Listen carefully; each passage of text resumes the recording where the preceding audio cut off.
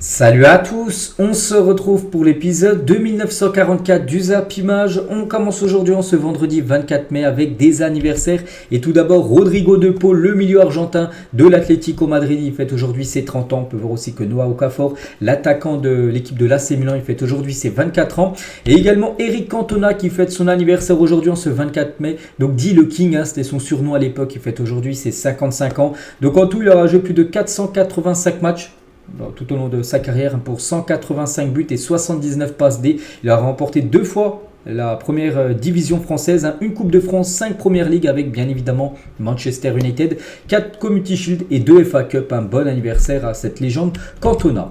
On continue, on va parler maintenant de ce qui s'est passé hier. Donc on sait que la fin de saison approche, mais il reste encore quelques rencontres, on va dire, à disputer dans les pays différents. Et en Turquie, par exemple, il y avait la finale de la Coupe de Turquie hier entre le Beşiktaş et Trabzonspor. Et c'est le Beşiktaş qui s'est imposé 3-2 dans une fin de match totalement folle. Donc Nicolas Pepe égalisé pour Trabzonspor, le 2-2 à la 89e minute de jeu. On pensait que ça allait aux prolongations. Pas du tout les gars, parce que l'attaquant, enfin je ne sais pas s'il joue attaquant, donc il s'agit de Al Musrati, donc a été buteur à la 94e minute de jeu côté Beşiktaş. Et du coup victoire 3-2 du Beşiktaş qui remporte tout simplement la Coupe de Turquie. Félicitations à cette équipe, voici les statistiques de la partie. Félicitations à cette équipe du Beşiktaş qui ne gagnera pas le championnat. Ça devrait certainement être le Galatasaray. Tout sera défini parce qu'il reste encore une journée de championnat ce week-end.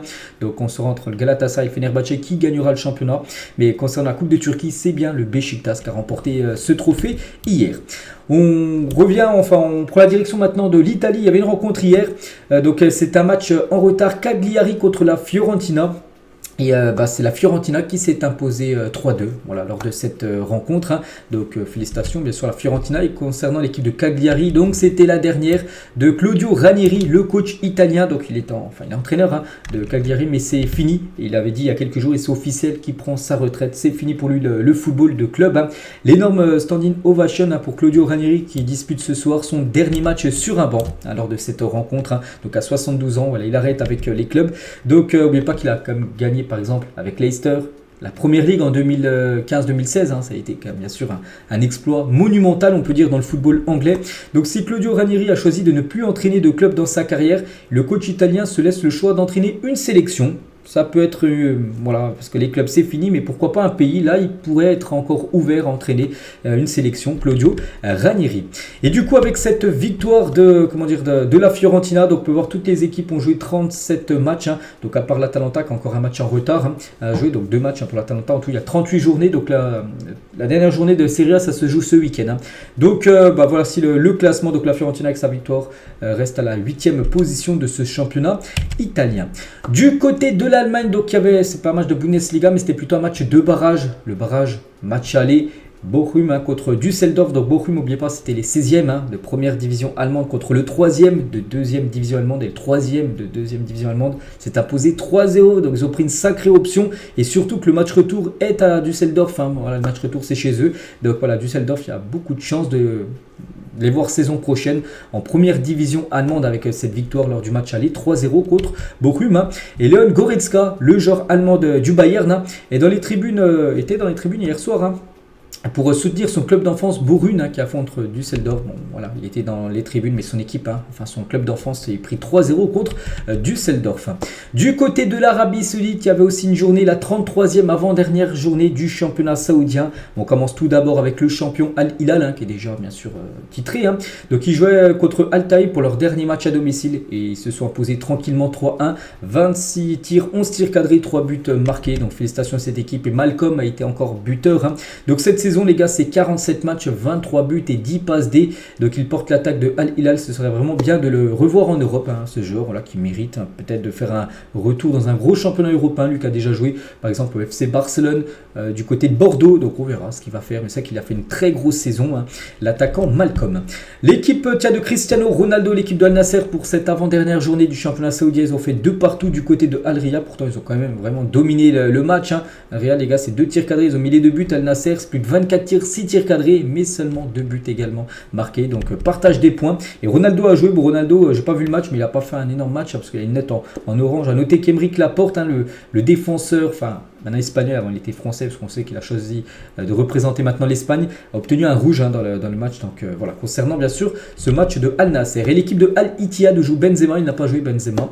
Bref, bon, son équipe s'est imposée 4-1 où joue par exemple, il y a N'Golo Kanté qui va bientôt venir à Clairefontaine pour l'Euro. Donc 4-1 pour l'équipe de Al Ittihad. On peut voir sinon tous les autres résultats, donc ça s'est joué tout en même temps, les rencontres. Où par exemple Al Ali qui est 3ème du classement, a fait 0-0 du côté de Al Raed. Donc le classement, donc Al Hilal déjà champion, il ne reste plus qu'une journée, plus que 3 points à donner.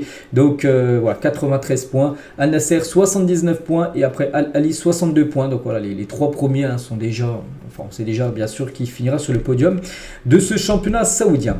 Le programme du jour, il y a des rencontres aujourd'hui, vendredi. Donc en Espagne, dernière journée du championnat espagnol, ça se joue ce soir, demain et après-demain. Normalement, tous les matchs devaient se jouer en même temps. Normalement, c'est un peu comme en France. En Angleterre, en Espagne, tous doivent jouer en même temps. Mais vu que tout est déjà défini, on sait qui jouera la Ligue des Champions, on sait qui jouera l'Europa League ou l'Europa Conference League. On sait également les 3 équipes qui descendront en 2e division. Du coup, la Liga a changé tous les horaires, a mis une journée normale. En gros, un match le vendredi, des matchs le samedi et des matchs le dimanche. Voilà, parce qu'il n'y a plus rien à jouer lors de cette dernière journée. Donc Gérone, qui est sûr de finir à la 3e position, reçoit l'équipe de Grenade.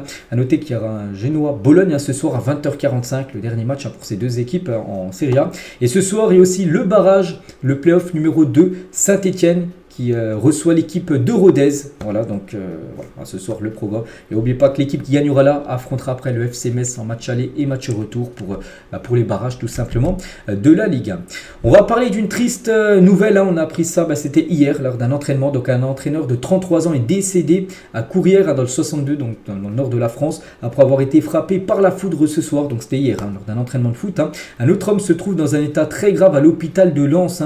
D'autres blessés sont également à déplorer après la foudre tombée sur la pelouse. Donc voilà, il y a eu entraînement et l'orage est arrivé très vite. Puis on peut voir que quelqu'un est décédé. Puis quelqu'un aussi se trouve dans un état très grave par rapport à un éclair en gros. Donc voilà, on envoie beaucoup de force à la personne bien sûr qui est à l'hôpital.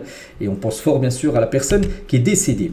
On revient nous sur l'Atalanta Bergame. On a beaucoup parlé hier bien sûr avec la victoire 3-0 contre le Bayer Leverkusen et Martin de Roon en roue libre sur X, donc Twitter. Il a dit: j'ai envoyé un texto à ma femme pour dire que j'étais au lit avec mon nouvel amour. Donc le trophée bien sûr de cette Europa League. Et bien évidemment l'équipe de l'Atalanta Bergame a déjà quitté Dublin où s'est joué la finale pour retourner à Bergame en Italie où ils ont pu fêter ça bien sûr avec les supporters. On peut voir Lookman, l'homme bien sûr de cette finale avec son triplé.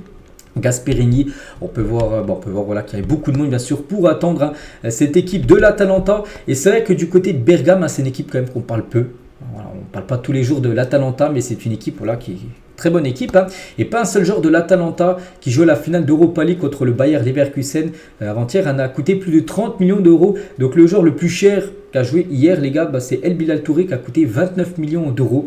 N'oubliez pas que ce joueur joue à Reims il y a quelques années. Donc voilà, c'est lui qui a coûté le plus cher. Scamacca, il a coûté 25 millions d'euros. Ederson, c'est 23 millions d'euros pour arrondir. Bon, je ne vais pas citer tous les joueurs. Lookman, les gars, c'est seulement 9,4 millions d'euros. Lookman, donc on pense avec le match qu'il a fait, puis même la saison qu'il a fait, pas seulement le match, mais la saison qu'il a fait, on pense que son prix, on peut le multiplier facile par 6 voire 7 par rapport au prix qu'il a été acheté par l'Atalanta. Donc voilà, c'est une équipe en gros qui recrute très bien. Des joueurs très intéressants. Puis du coup, ils ont gagné une Coupe d'Europe sur cette fin de saison. Et pour revenir sur Lookman, donc je ne sais pas si je vous l'avais dit hier, mais voilà, on revient sur ça. Donc il a fait la célébration à Cristiano Ronaldo. Voilà, bien sûr, par rapport à son but qu'il inscrit lors de cette rencontre. Et Lookman, il a dit: jouer pour le Nigeria a changé ma carrière. Cela m'a amené à un autre niveau. Le soutien que je reçois chaque fois est incroyable. Cela me motive et m'inspire pour grandir. Venir jouer sur le continent africain, c'est te retrouver chez toi. Parce que bien sûr, il joue avec l'Atalanta, mais il est aussi international avec l'équipe du Nigeria où il a atteint quand même la finale de la Coupe d'Afrique des Nations il y a quelques mois, perdu contre la Côte d'Ivoire. Et toujours avec Lookman, parce qu'il y avait quand même beaucoup de personnes déjà qui ont suivi le match à la télé, mais il y avait aussi Deco, le directeur sportif du Barça, et Bojan Krikic, qui est un ancien joueur du Barça, mais aussi qui a un rôle maintenant du côté du FC Barcelone dans la cellule recrutement, ont totalement été séduits par la performance de Lookman lors de la finale d'Europa League. Donc les deux là, représentants du Barça, ils étaient dans le stade pour suivre cette rencontre et vraiment ils ont été impressionnés par Lookman, l'attaquant de l'Atalanta, le profil recherché par le Barça cet été. Voilà, c'est vrai qu'avec le match qu'il a fait, on peut penser peut-être qu'il pourrait peut-être aller ailleurs, même si c'est déjà une très belle équipe l'Atalanta. pourquoi pas un transfert du côté du FC Barcelone. On verra parce qu'on sait que dans le mercato, tout peut arriver. On va parler maintenant de date, de jour pour jour. Tiens, on revient 10 ans jour pour jour en arrière. Le Real Madrid remportait la décima, la 10e Ligue des Champions du Real Madrid. Sergio Ramos avait égalisé à la dernière seconde avant que l'Atlético ne sombre en prolongation un partout. Donc là, il y avait toujours 1-0 pour l'Atlético, on est à la 93e minute de la rencontre, donc il ne restait plus rien. Donc là, s'ils n'auraient pas marqué là, le Real Madrid, l'Atlético aurait une Ligue des Champions dans son palmarès. Du coup, toujours LDC parce que Ramos a égalisé. Du coup, après ça, en prolongation, après le Real a marqué 3 autres buts et a gagné du coup la finale 4-1. Donc c'était à 10 ans, jour pour jour, les gars, cette 10e Ligue des Champions remportée par le Real Madrid. Regardez, il y a encore des joueurs là, les gars, présents comme Carvajal qu'on peut voir. Il était présent lors de la décima et là, il va jouer peut-être la 15e Ligue des Champions de l'histoire du Real Madrid.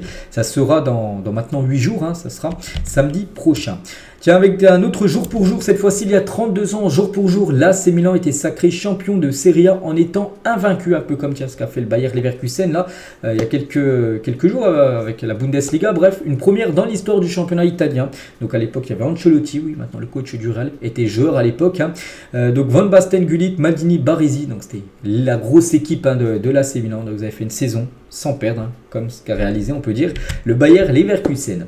On va parler de la Ligue des Champions parce que la saison prochaine, je l'ai déjà dit pas mal de fois, je le répète peut-être pour ceux qui ne savent pas, la Ligue des Champions, il y aura plus d'équipes qualifiées. Par exemple, on sait qu'en France, il y aura une place en plus. Regardez, en Allemagne, il y a une place en plus. En Italie, il y aura aussi le 5e et qualifié directement pour la LDC. Bref, donc avec ce nouveau format de la Ligue des Champions, le dernier match de la phase de groupe 2024-2025 aura lieu déjà le 29 janvier, parce que normalement la Ligue des Champions, la 6e et dernière journée des phases de poule, je vous parle, ça se finit toujours début décembre on va dire, c'est pour ça qu'il y a le tirage au sort toujours avant Noël. On connaît déjà après les 8e se jouent souvent au mois de février, donc voilà, on sait toujours mi-décembre l'adversaire. Voilà pour les équipes des 8e. Donc là déjà la dernière journée se jouera le 29 janvier parce qu'en gros il y aura plus d'équipes, donc plus de matchs. Donc les 36 équipes joueront tout en même temps à 21h lors de la dernière journée, on peut dire. Cela pour éviter tout arrangement lors d'une rencontre, puisqu'on, pour rappel, les 36 équipes sont regroupées dans un seul et même classement. C'est vrai que ça sera différent. Et c'est officiel, les gars. C'est pas la Super League, c'est juste que ça sera comme ça. Il n'y aura plus de poules avec 4 équipes. Ça sera un classement unique. Et en gros, ainsi, les équipes classées de la première à la 8e place seront directement qualifiées en 8e de finale. Et les équipes classées de la 9e position jusqu'à la 24e position disputeront un barrage pour accéder au 8e de finale. En gros, ça sera un 16e de finale, on peut dire. Donc, vous avez compris, les 8 premiers sont déjà qualifiés directement sur le classement en tout. Et de la 9e jusqu'à la 24e place, il faut encore 8 équipes pour faire les 8e de finale, parce qu'en tout, il y a 16 équipes. Donc, en gros, ce sera un système de barrage pour désigner les 8 dernières équipes. Donc, voilà, qu'affronteront après les 8 premières, qu'on finit au classement. Donc, voilà, ça, il n'y a rien de compliqué. Je ne sais pas si vous comprenez, mais vraiment, c'est tout simple. Et voilà, donc il y aura plus de matchs. Et à noter, les gars, que le nouveau format inclura des matchs aussi le jeudi. Donc, il y a des matchs, on sait, en Ligue des Champions le mardi, le mercredi. Et il y aura des matchs, normalement aussi, le jeudi de Ligue des Champions, en plus de l'Europa League et de l'Europa Conference League. Donc voilà. Et concernant aussi les chapeaux, tout ça, donc déjà on peut voir pot 1, pot 2, pot 3, pot 4. Et à noter, par exemple, on prend en compte le PSG. N'oubliez pas, le PSG ne jouera plus 6 matchs de poule, mais 8 matchs de poule et contre 8 adversaires différents. Donc en gros, le PSG, on va dire, sont dans le pot 1. Ils auront 2 équipes du pot 1. Donc par exemple, on va dire, tiens, le PSG tape City et le Bayern. Ils joueront 2 fois, ces équipes-là. Mais que sur un match sec, il n'y aura pas de match aller-retour. Ils joueront 2 fois des équipes du pot 2. Par exemple, on va prendre à chaque fois les 2 premiers. Leverkusen, Atlético. Le PSG jouera 2 fois contre 2 équipes du pot 3, donc le Feyenoord et le Sporting, et 2 fois contre 2 équipes du pot 4, Galatasaray et Monaco. Enfin, pas Monaco vu que c'est en France, mais voilà, le Sparta Prague. Donc vous avez compris, en tout, ça fera 8 matchs. 4 à domicile, 4 à l'extérieur. Donc par exemple dans le pot 1, s'ils affrontent City et le Bayern, donc City, ça se peut que ça soit à City et le Bayern, ça sera au Parc des Princes. Pareil pour le pot 2, un match à domicile, l'autre à l'extérieur. Donc voilà, pour chaque équipe, ça sera pareil. Pour par exemple Brest, qu'en Ligue des Champions, on est dans le pot 4, c'est tout en bas. Ils affronteront 2 équipes du pot 4, 2 équipes du pot 3, 2 équipes du pot 2 et 2 équipes du pot 1. Une à domicile et une à l'extérieur. Donc voilà, en gros, il y aura beaucoup de matchs de la Ligue des Champions. Et c'est officiel ce format, les gars, qui va commencer dès la future saison.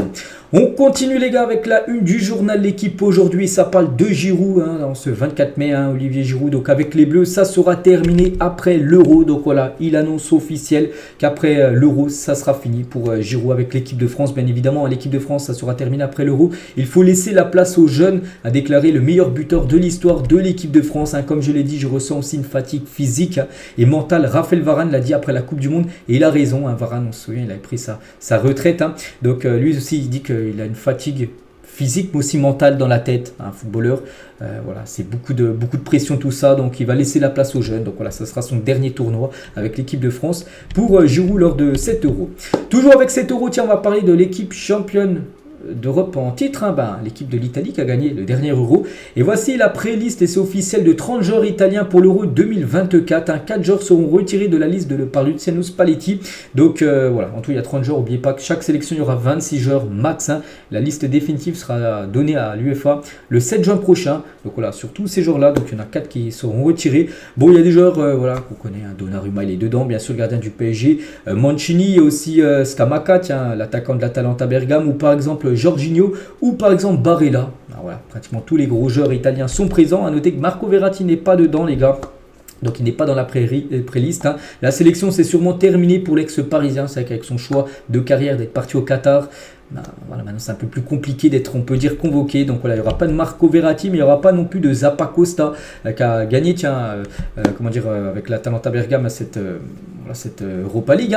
Il n'y aura pas non plus de Immobile, les gars, qui a même marqué beaucoup de buts à la Lazio, Moschin, Politano, Bonaventura, Locatelli. Locatelli très déçu, la story Instagram de Locatelli après ne pas avoir été sélectionné par l'Italie. Donc il a rien mis. Il a mis un écran noir. On peut penser qu'en gros, il était très déçu, bien sûr, de faire pas partie de ce groupe italien. Du côté de la Côte d'Ivoire, regardez la liste de la Côte d'Ivoire pour les éliminatoires de la Coupe du Monde 2026 avec 2 matchs au programme. Donc je ne vais pas citer tous les joueurs, mais on peut voir voilà, que les plus gros joueurs, n'oubliez pas que la Côte d'Ivoire a gagné bien sûr la CAN. Donc bon, c'est comme un groupe, c'est pas le même groupe que lors de la CAN. Il y a quand même quelques changements avec des nouveaux, comme Mohamed Bamba, Guessant ou même Mohamed Diomandé font leur apparition dans cette équipe. Et il y en a qui n'ont pas été convoqués, comme Serge Aurier qui avait été là bien sûr lors de la CAN. Il n'a pas été appelé lors des 2 prochains matchs bien sûr de la Côte d'Ivoire. Amad Diallo, l'attaquant de Manchester United, Jonathan Bamba, Wilfried Zaha n'a pas été appelé, ou même Sangaré n'a non plus pas été appelé les gars. C'est ça quand tu as un effectif de grande qualité, voilà, quand tu as une grande sélection, quand tu as tellement de joueurs de grande qualité, il faut faire des choix. C'est pour ça que ces joueurs ne sont pas retenus. On va parler demain les gars, vous savez que demain en France c'est les derniers matchs, c'est voilà, la Coupe de France et la Coupe Gambardella. Et concernant la Coupe Gambardella, on va dire c'est la Coupe de France Junior, ça sera entre Marseille et Nancy.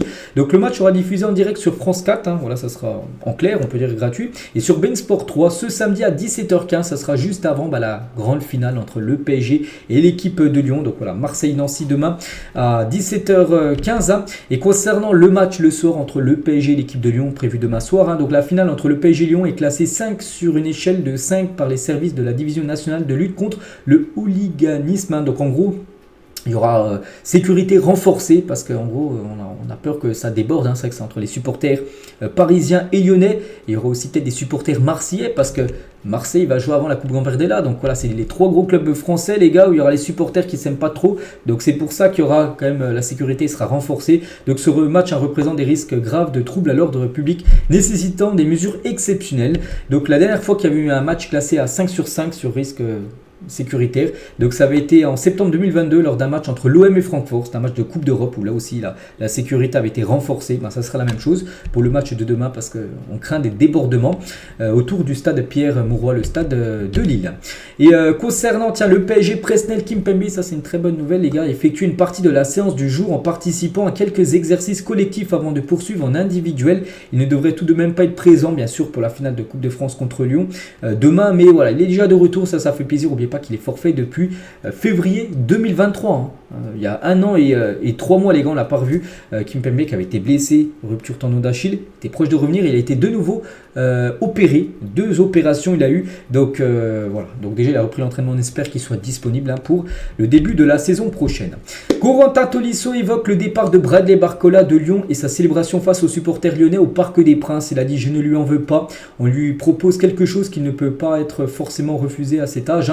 Je ne pense pas qu'il puisse en vouloir aux fans parce qu'il le considérait vraiment comme un enfant du club, et s'il en est arrivé là, c'est aussi grâce à eux. C'est sûr que sur la célébration, parce qu'il avait fait une grosse célébration lors de son but contre Lyon il y a quelques semaines, lors de la victoire 4-1 du PSG contre Lyon, il a dit c'était un peu limite, on pourrait, après il avait été insulté tout au long du match, les gars, même à l'échauffement il était insulté par les supporters lyonnais qui étaient dans le parcage visiteur du Parc des Princes, donc c'est pour ça qu'il a répondu en faisant une grosse célébration contre Lyon lors de ce but, bref. On pourrait peut-être lui en vouloir un peu. Pour moi, c'est une petite erreur qu'il a commise. Lorsqu'on est jeune, on fait des erreurs. Sûrement plus tard, il s'en rendra compte. Je pense qu'il a fait ça dans l'euphorie. Il a possiblement mal géré les insultes. Comme j'ai dit, il a été beaucoup insulté avant. Et le fait que les supporters lui en voulaient un peu, d'avoir quitté Lyon pour rejoindre le Paris Saint-Germain. Donc, sinon, moi, je pense qu'il a quand même fait un bon choix de carrière. Parce que maintenant, c'est quasiment un titulaire indiscutable du côté de l'équipe du Paris Saint-Germain. On va parler de ce joueur, les gars. Jérémy Delon. Vous dites, mais c'est qui ce joueur du Real Madrid là? Et c'est déjà un attaquant portoricain de 20 ans, figurait dans le groupe du Real Madrid à Manchester City et à Munich. Sans être qualifié, il n'a pas le droit de jouer la Ligue des Champions, mais il était dans le groupe. Pourquoi? En gros, Ancelotti fait l'appel en gros, alors qu'il ne peut pas jouer. Donc, portrait de celui que la presse espagnole qualifie de porte-bonheur. En gros, c'est le porte-bonheur tout simplement de Carlo Ancelotti. Il l'avait appelé pour le match contre City. Donc, pourquoi il l'a appelé? En gros, c'était juste pour lui montrer l'envers du décor d'un match de Ligue des Champions. Il avait pris ce joueur de l'équipe B pour le montrer, voilà, les grands sorts de Ligue des Champions dans un grand stade comme le stade Manchester. Donc on sait que le Real avait été qualifié. Donc il avait repris également pour la demi-finale aller contre le Bayern. Il était venu voir les installations du Bayern. Et donc là, c'est pour ça qu'il sera certainement aussi dans le groupe, les gars, pour le match contre Dortmund la semaine prochaine. Mais bon, il ne jouera pas, bien sûr. Mais voilà, c'est pour peut-être assister à une finale, tout simplement, de Ligue des Champions. Et du côté, du Real Madrid, on sait que Toni Kroos, il y a 3 jours, officiellement annoncé sa retraite en fin de saison. Et ça y est, la vidéo est sortie sur le YouTube officiel de la part du Real Madrid. FNQ, donc en gros, merci Kroos, Real Madrid légende. C'est vrai qu'il y a eu plein de légendes, comme Benzema, il a eu sa vidéo, Casemiro, Marcelo, Isco, Gareth Bale, Sergio Ramos et Cristiano Ronaldo. Voilà, des vidéos en gros d'adieu que le Real Madrid sort sur sa chaîne YouTube officielle. Là, la dernière, bien sûr, c'est par rapport à Toni Kroos qui a officiellement annoncé son départ. Il ne lui reste plus que 2 matchs, un match demain et un match dans 8 jours contre le Borussia Dortmund.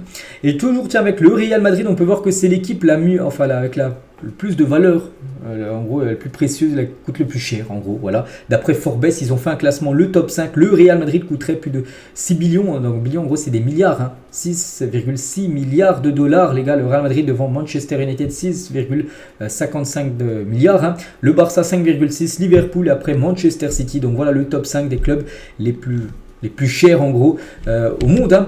À noter que on peut voir que des clubs en espagnol ou anglais, donc on peut voir le Bayern, un premier club hors Angleterre et espagnol, donc à la 6e position. Le PSG les gars est estimé comme à plus de 4 milliards de dollars. N'oubliez pas que le PSG, quand ils avaient été rachetés par QSI en 2011 2012, je me souviens plus exactement la date, bref, ça avait été 70 millions d'euros. Et maintenant, le PSG est estimé à plus de 4,4 milliards de dollars. Vous avez vu quand même le PSG, la dimension qu'ils ont pris, on peut dire, un peu plus de 10 ans. Officiel, on va parler de Thiago Motta. On s'en doutait quand même depuis quelques semaines, voire quelques mois. Et Thiago Motta quitte Bologne, annonce le club dans un communiqué. C'est officiel, il n'est plus l'entraîneur de Bologne. Enfin, en fin de saison, là, il lui reste encore un match entraîné là, ce week-end. Puis après, ça sera fini. Donc ce matin, Thiago Motta fait part au club de son intention de ne pas renouveler son contrat avec le Bologne FC 1909. Ayant pris note de la décision, le club remercie l'entraîneur pour le travail extraordinaire qu'il a accompli et lui souhaite bonne chance pour la suite de sa carrière. Donc voilà, en gros, il quitte ce club en plus au plus haut. Bologne jouera la saison prochaine la Champions League. Nouveau coach va arriver du côté de Bologne. Et le message de Thiago Motta, après son départ de Bologne, il a dit: je suis fier d'avoir amené Bologne en Ligue des Champions sans jamais trahir notre philosophie de jeu et la grande passion des supporters qui nous ont poussés et motivés à chaque instant. Je remercie le président Saputo et je remercie et j'embrasse tous mes joueurs qui au cours de ces 2 saisons ont rejoint notre idée du football en s'engageant dès le premier jour. Je remercie toutes les personnes qui travaillent avec dévouement au quotidien pour ce club. Je dis merci à Bologne et aux habitants de Bologne qu'elles ont fait de moi un homme heureux. Voilà son message d'adieu, on peut dire, à cette équipe de Bologne où il entraînera cette équipe pour la dernière fois ce week-end. Et Thiago Motta, parce que gros, il avait déjà des options, parce que Thiago Motta, la Juventus Turin, here we go, d'après Fabrizio Romano. Après une superbe saison, l'entraîneur a décidé de quitter Bologne. Il va s'engager à la Juventus jusqu'au 30 juin 2027. Voilà, Allegri a été viré du côté de la Juve. Donc voilà, Thiago Motta, c'est une question. Bon, ça se fera certainement officiellement la semaine prochaine, quand la saison sera finie entière, on peut dire, de Serie A. Comme je dis, ça va se finir ce week-end. Donc voilà, Thiago Motta, la Juventus, c'est quasiment fait. Toujours avec les entraîneurs, parce que là, ça bouge. Ça bouge partout niveau coach. Et c'est vrai que les entraîneurs, les gars, ça bouge toujours souvent, fin mai, début juin. Pourquoi ? Parce que la plupart des clubs qui virent leur entraîneur, ils veulent un entraîneur très rapidement pour que cet entraîneur prépare bien sûr la saison prochaine en planifiant déjà le mercato, tout ça. Donc c'est pour ça que la Juve a voulu annoncer très rapidement son entraîneur, même si c'est pas encore fait, mais Thiago Motta c'est quasiment fait. Du côté du Barça, les gars, on en parle depuis quelques jours. Xavi normalement, donc le Barça joue, on est vendredi, c'est après-demain contre Séville, leur dernier match de la saison. Et le lendemain, il y a une réunion entre Laporta et Xavi, donc lundi ou mardi la réunion. Voilà, bon, c'est un jour près, mais voilà, il devrait être limogé, Xavi. Et Hansi Flick devrait devenir le nouveau coach du FC Barcelone. C'est imminent, début de semaine prochaine, les gars. Ça sera quasiment officiel. C'est quasiment sûr, les gars. Vraiment, hier, j'ai pu voir les journaux Mundo Deportivo Sport. Disaient que Hansi Flick, les gars, c'était fait tout simplement du côté du Barça. L'annonce officielle interviendra début de semaine prochaine. Donc voilà, changement d'entraîneur du côté du Barça. Pareil du côté de l'AC Milan, Pioli, qui va entraîner avec l'AC Milan le dernier match ce week-end, la saison, et après ça sera fini. Il va être remplacé par Paulo Fonseca, le coach de Lille, les gars, qui va quitter du coup Lille pour arriver libre du côté de cette équipe de l'AC Milan. Donc il avait le choix aussi avec Marseille. Marseille et Lille lui proposaient plus en argent, tout ça, en salaire. Il a préféré l'AC Milan qui propose moins en salaire que Marseille et Lille. Donc voilà, Paulo Fonseca devrait devenir le nouveau coach de l'AC Milan. Et Pioli, lui, serait libre. Il pourrait peut-être prendre l'équipe de Naples, d'après les dernières infos. Donc voilà, Fonseca, je dis, du côté de l'AC Milan, sa signature est prévue début de semaine prochaine. Lui, c'est officiel. Tiens, j'en ai parlé encore hier. J'ai dit que les gars, c'était imminent. Farul, il est l'entraîneur de Nice. Pour prendre l'entraîneur, le club de l'Ajax, c'était quasiment fait. Bon, ça y est, c'est fait, officiel. Après une seule saison sur le banc de Nice, Francesco Farulli est le nouvel entraîneur de l'Ajax Amsterdam. L'Italien s'est engagé jusqu'au 30 juin 2027, un contrat de 3 ans. Lui souhaite bonne chance du côté de l'Ajax et essayer de remonter ce club avec une saison catastrophique, l'Ajax Amsterdam. Lopetegui lui remplace David Moyes qui a été viré il y a quelques jours du côté de West Ham, et du coup Lopetegui devient le nouveau coach de cette équipe de West Ham. Et aussitôt nommé à la tête de West Ham, Lopetegui souhaiterait ramener Thiago Alcantara dans ses valises. L'Espagnol est libre et a côtoyé Lopetegui chez les espoirs du côté de la sélection espagnole à l'époque. N'oubliez pas que Thiago Alcantara, il annonce officiellement son départ de Liverpool. Il peut s'engager où il veut, donc il pourrait peut-être rester en première ligue et signer du côté de West Ham. Concernant Vincent Kompany, lui aussi, on en parle depuis 2 ou 3 jours et ça se confirme, les gars, qu'il est tout proche de devenir l'entraîneur du Bayern Munich et remplacer Thomas Tuchel. Donc pour l'instant, le Bayern propose 10 millions d'euros à Burnley pour le faire venir. Le club anglais en demande 20 millions d'euros. Burnley qui descend, il redescend en Championship parce qu'il a encore un contrat. Donc voilà, même si c'est pas un joueur, et aussi il faut payer, bien sûr, si l'entraîneur est sous contrat, donc il faut payer. Donc voilà, Bayern en propose 10, Burnley en demande 20. Bon, un accord peut être trouvé peut-être à 15, voilà, pour que le deal soit fait. Et voilà, Vincent Kompany pourrait devenir le futur coach du Bayern. Concernant Frank Hens, donc le coach de Lens souhaite quitter le Racing Club de Lens. Donc ça aussi, ça peut être confirmé là dans les futurs jours. Un nouveau coach pourrait débarquer du côté de cette équipe du Racing Club de Lens. On va parler de Kevin Trapp, gardien du côté de Francfort, ancien gardien du PSG. Donc il a joué en numéro 10 lors d'un match amical avec Francfort et a marqué sur une passe D d'Hugo Ekitike. Donc Francfort a gagné 13 buts à 1 contre Germania 1894. Donc voilà, numéro 10, on peut le voir là. Kevin Trapp, qui est gardien de but, mais voilà, il a joué. Bon, après, c'était un match de charité parce que tant mieux qu'il y a eu beaucoup de buts. À noter que chaque but égalait une donation contre le cancer. Donc voilà, je ne sais pas c'était combien la somme, mais peut-être 1000 euros par but. Et en tout, il y a eu 14 buts dans le match, 13-1. Donc voilà, tant mieux que c'était mieux même sur encore plus de buts. Donc voilà, il a marqué quand même un but. Kevin Trapp. On va parler d'un autre gardien, donc c'est Mike Maignan et il s'est blessé, les gars, il s'est blessé à un doigt ce jeudi, donc hier à l'entraînement avec l'AC Milan. N'oubliez pas qu'il y a l'Euro quand même dans moins de 3 semaines, donc inquiétude. L'international français doit passer des examens pour évaluer la gravité de la blessure à moins d'un mois de l'Euro.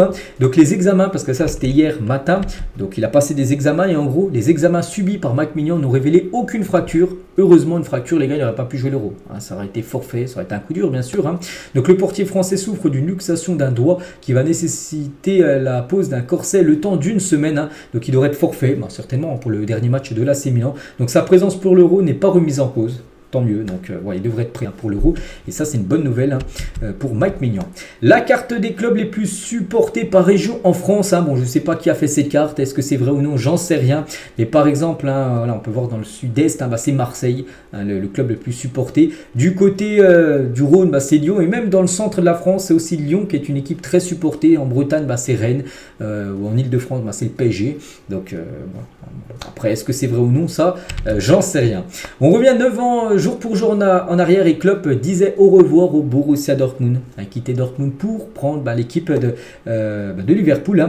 Et il y a quelques jours, il a dit au revoir à Liverpool. Donc voilà, il a été aimé partout où il est passé. Il est parti toujours en légende. C'était une réussite à Dortmund. Ça a été une réussite également à Liverpool. N'oubliez pas qu'il va prendre une année sabbatique, il l'a dit. Une année de vacances méritées. Et à partir de l'été 2025, là, je pense qu'il y aura beaucoup d'équipes qui vont se positionner, bien sûr, sur l'entraîneur Klopp. Le PSG aurait trouvé la doublure de Donnarumma la saison prochaine. Il s'agit d'un gardien russe, Safonov. Donc le portier russe qui évolue à Krasnodar en D1 russe pourrait arriver contre 20 millions d'euros. Voilà ce joueur. Deux choses compliqueraient cependant son transfert. Un transfert d'argent en Russie compliqué depuis les sanctions économiques et la garde de sa fille puisqu'elle a récemment divorcé avec son ex-femme. Voilà, mais bon. C'est un gardien que le PSG essaye d'avoir, même si c'est un peu compliqué, parce que du côté du PSG, il y a pas mal de départs au poste de gardien. Donc déjà, Navas, c'est officiel. Arnaud Tenas devrait partir en prêt dans un autre club pour avoir du temps de jeu. Et aussi Le Tellier, un gardien du PSG, bon, jamais il va partir. Et il y a aussi Sergio Rico qui est blessé, on sait, voilà, qui revient, mais bon, pas sûr si le PSG va compter sur lui. Donc c'est pour ça qu'il y a Donnarumma, on peut dire, pour ça qu'il faut un autre gardien. Il y a Chevalier qui est pisté, le gardien de Lille, et aussi ce gardien russe, Safonov. Nicolas Palois, c'est officiel, il est en fin de contrat dans 1 mois et 6 jours, exactement le 30 juin prochain, et il prolonge avec le FC Nantes d'une saison de plus jusqu'au 30 juin 2025. Chadi Riyad, le défenseur marocain Crystal Palace, Erwigo, d'après Fabrizio Romano, j'en ai parlé ces 2 derniers jours là. Il dit que c'était proche, Erwigo de Fabrizio Romano. Donc il va rejoindre l'équipe de Crystal Palace pour un montant de 14 millions d'euros. N'oubliez pas que le Barça recevra la moitié de la somme, parce que le Barça, quand ils l'ont vendu au Betis, c'était lors de l'été 2023, tiens, il y a un an, et ils avaient mis une clause de rachat ou une clause de 50% sur une future vente. Donc voilà, ils toucheront la moitié de la somme. Donc contrat de 5 ans pour le Marocain du côté de Crystal Palace. Il va découvrir la première ligue. Théo Hernandez est sur le point de rejoindre le Bayern Munich. Le Français remplacerait Alphonso Davids, parce que Davids lui aussi, j'en parle depuis longtemps, qu'il devrait rejoindre le Real Madrid. Et du coup, il faut un nouveau défenseur gauche du côté du Bayern. Et Théo Hernandez pourrait être ce nouveau défenseur gauche. Diogo Dalot a été élu joueur de l'année par ses coéquipiers à Manchester United. Et c'est amplement mérité. C'est vrai que c'est un joueur qu'on parle peut-être peu, on parle beaucoup des, Ojlund, on parle beaucoup de Bruno Fernandes, de Rashford, peut-être ces joueurs-là, mais c'est vrai que lui c'est un défenseur droit, un Portugais, et c'est vrai qu'il a fait une belle saison, c'est lui le meilleur joueur. Tous ses collègues ont voté, ils ont tous mis un nom, et c'est lui qui a obtenu le plus de votes, on peut dire, en tant que meilleur joueur de Manchester. Sergio Conceição est la piste prioritaire à Marseille pour le poste d'entraîneur. On a parlé tout à l'heure de Paulo Fonseca où c'était pas possible du côté de Marseille. Et Conceição, le coach de Porto, est actuellement là. On va dire le candidat le plus sérieux pour remplacer Gasset. N'oubliez pas que Gasset, c'est fini. Même il prend sa retraite. Il a dit que le foot, voilà, il est plutôt âgé. Il va maintenant se reposer. Donc voilà, Conceição pourrait devenir le nouveau coach de l'OM. Donc Franck Hens est aussi une piste pour l'OM, surtout qu'on a parlé tout à l'heure, qui souhaitait quitter l'équipe de Lens. Exclusif, les gars, Nike va rééditer sa première paire de crampons Mercurial Vapor. C'est magnifique crampons, les gars. Regardez, avec du argent brillant, on peut dire. Donc la paire était sortie en 2002, il y a 22 ans. Regardez-moi cette paire. Je crois que Ronaldo R9 les portait à l'époque. Donc voilà, Nike en gros va les ressortir là très prochainement. Le Paris Saint-Germain accélère sur Lenny Yoro qui a refusé une offre pour prolonger avec le LOSC. N'oubliez pas qu'il est en fin de contrat au 30 juin 2025. Il lui reste 1 an de contrat. Et en gros, il ne souhaite pas prolonger à Lille un nouveau contrat de plusieurs années. Donc du coup, Lille, ils n'ont pas le choix. S'il ne veut pas le perdre libre en 2025, ils doivent absolument le vendre. C'est pour ça qu'il partira, c'est sûr, sur ce mercato. Donc le PSG est intéressé. Donc un transfert pourrait se concrétiser autour des 60 millions d'euros avec bonus. Et concernant le Real, parce que le Real depuis longtemps aussi intéressé, donc le Real est pessimiste, c'est-à-dire en gros que ça sent pas bon quant à la venue de Lenny Yoro et ne veut pas dépenser 50 à 60 millions d'euros pour lui parce que du coup le Real se dit que c'est cher, surtout pour un joueur qui est en fin de contrat dans 1 an.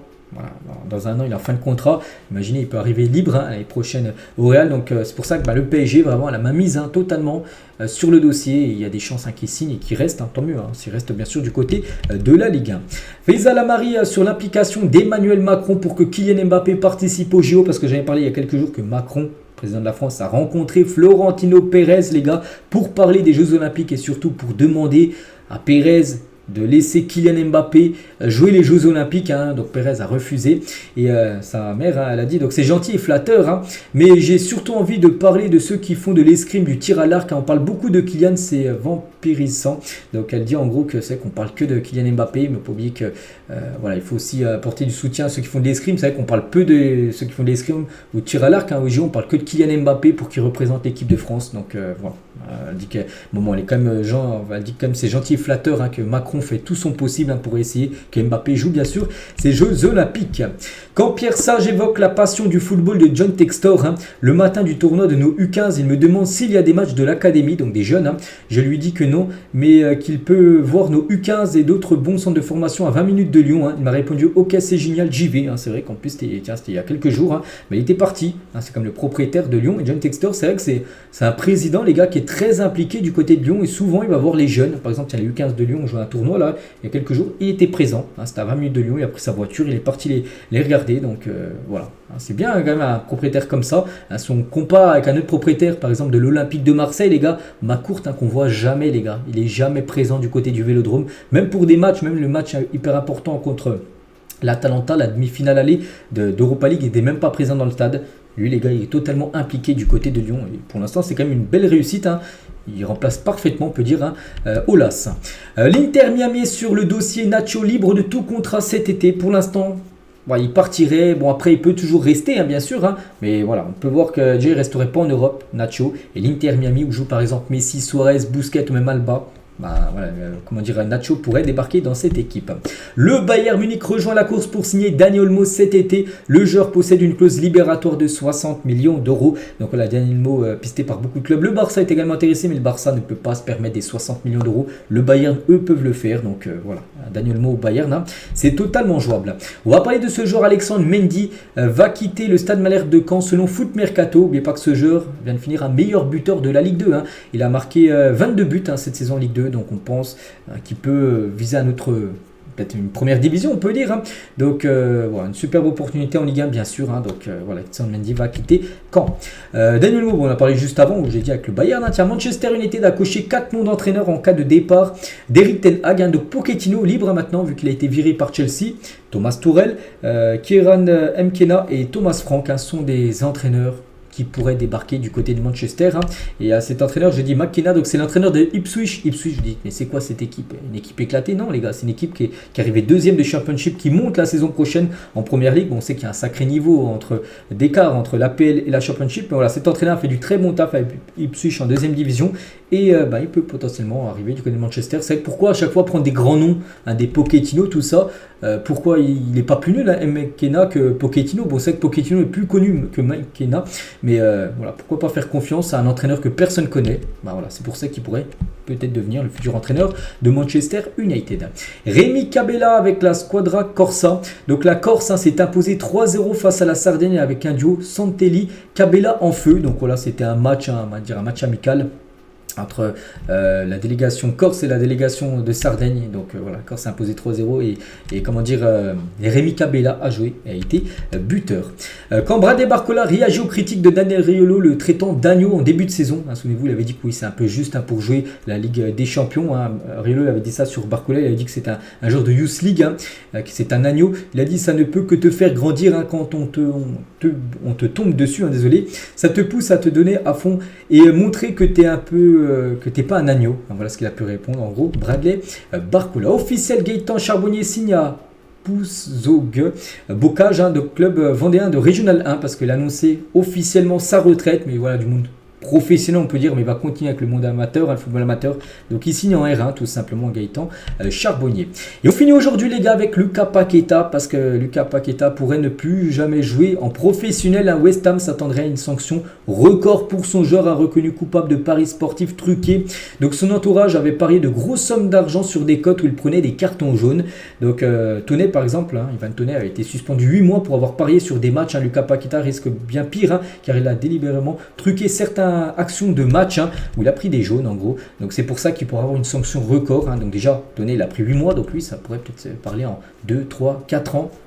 5 ans, on ne sait pas, 10 ans, on ne sait pas les gars. Il pourrait avoir vraiment une énorme sanction. Par exemple, la liste des matchs Leicester en 2022 les gars, 12 novembre 2022, il prend un jaune. Tous ses amis lui avaient mis, enfin ils avaient mis une grosse somme d'argent qui prenait un jaune dans le match, il a pris jaune. Pareil contre Aston Villa, pareil contre Leeds, pareil contre Bournemouth, tous ces matchs-là, ses amis en gros, le site de paris sportifs anglais, ils ont vu qu'il y avait des grosses sommes d'argent mises sur Paqueta prend jaune, et à chaque fois il a pris jaune. Ça sent le trucage, vraiment l'énorme trucage, et il pourrait être sanctionné très lourdement. Lucas Paqueta, qui était pourtant pisté par City, il n'ira pas à City, et il pourrait même ne plus jouer au football pendant beaucoup de temps. Donc là il n'est pas du tout dans les bons draps on peut dire, l'ancien joueur de l'équipe de Lyon. Donc voilà les gars, tout ce qu'il y a à dire aujourd'hui, j'espère que ça vous a plu. On se retrouve demain pour le prochain numéro. À demain.